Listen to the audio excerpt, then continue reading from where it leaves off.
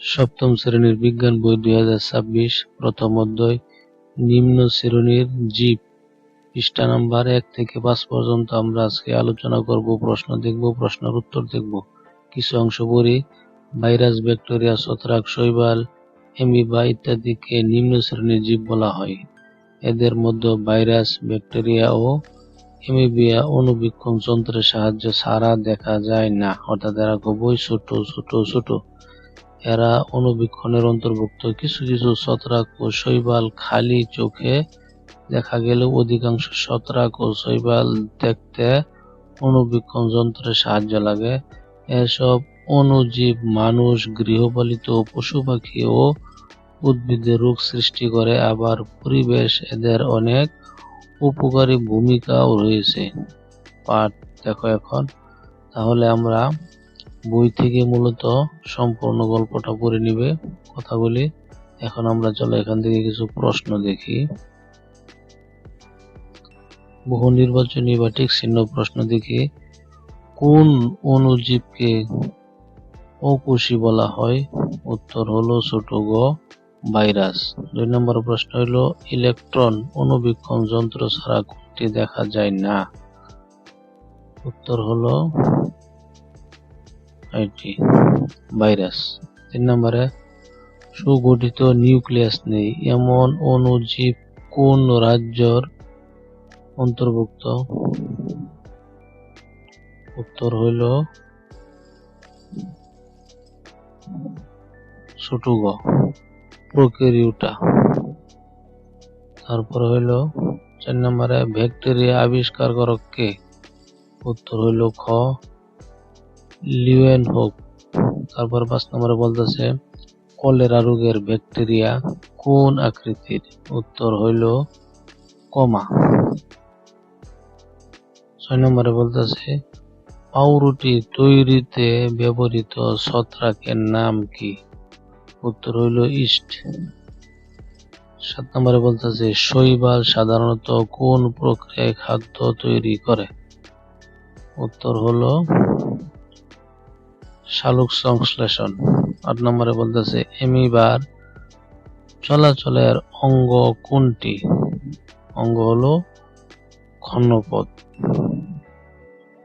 তারপর 9 নম্বরে বলতেছে ব্যাকটেরিয়া ফাজ কি? ব্যাকটেরিয়া ফাজ কি? উত্তর হইল খ নাম্বার, ব্যাকটেরিয়া ধ্বংসকারী ভাইরাস। 10 নম্বর হলো নিচের কোনটি ভাইরাস জনিত রোগ? উত্তর হলো কোভিড-19। আচ্ছা, এখন আমরা ছোট প্রশ্ন দেখি 5টি।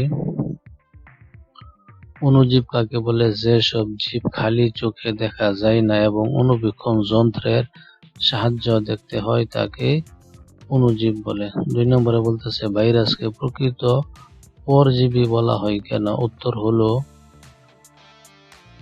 কারণ ভাইরাস জীব দেহ ছাড়া জীবনের কোনো লক্ষণ প্রকাশ করতে পারে না, সেই জন্য। 3 নম্বরে বলতেছে প্রোক্যারিওটা ও ইউক্যারিওটার পার্থক্য লিখো। উত্তর হইল যে প্রোক্যারিওটা সুগঠিত নিউক্লিয়াস নেই আর এটিতে নিউক্লিয়াস আছে। 4 নম্বর প্রশ্ন ছত্রাক কেন সালোক সংশ্লেষণ করতে পারে না? উত্তর হলো ছত্রাকে ক্লোরোফিল নেই বলে। 5 নম্বর হলো যে অ্যামিবিয়া 2টি বৈশিষ্ট্য লিখো। 1 নম্বর হলো অ্যামিবিয়া এককোষী। 2 নম্বর হলো ক্ষণপদের সাহায্য চলাচল ও খাদ্য গ্রহণ করে। এখন একটা সৃজনশীল প্রশ্ন দেখি। এরকম ভাবে রাহাত লক্ষ্য করলো যে বাসি রুটির উপর সাদা তুলোর মতো আবরণ সৃষ্টি হয়েছে, একই সঙ্গে তার ছোট ভাই ডায়রিয়ায় আক্রান্ত হয়েছে। তাহলে প্রশ্নে বলতেছে বাসি রুটির উপর জন্মানো জীবাণুটির নাম কি? এখন আমরা একে একে প্রশ্নের উত্তরগুলি দেখি। ক নাম্বার নাম হইল ছত্রাক।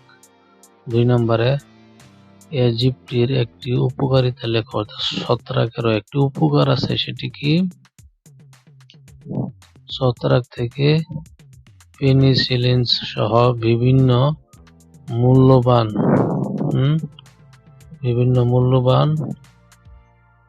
অ্যান্টিবায়োটিক ও ওষুধ তৈরি করা হয় যা মানুষের নানা সংক্রামক রোগের চিকিৎসায় ব্যবহৃত হয়। ছত্রাকের একটি উপকার। ছোট কথায় বলতেছে, রাহাতের ভাইরাসের রোগটি কোন ধরনের অণুজীব দ্বারা হতে পারে? রাহাতের ভাই ডায়রিয়া আক্রান্ত হয়েছে। ডায়রিয়া সাধারণত ব্যাকটেরিয়া দ্বারা হয়ে থাকে, যেমন ভিব্রিও কলেরি নামক ব্যাকটেরিয়া ডায়রিয়া ও কলেরা রোগ সৃষ্টি করে। তারপরে এলো গ নম্বর প্রশ্ন, এটার মান থাকবে 4, তাই এটি একটু বড়, দেখে নেবে। আজকে এই পর্যন্ত রইল। পরবর্তী অংশ পেতে চ্যানেলটি সাবস্ক্রাইব করে রাখো। সে পর্যন্ত ভালো থাকো, সবাইকে ধন্যবাদ।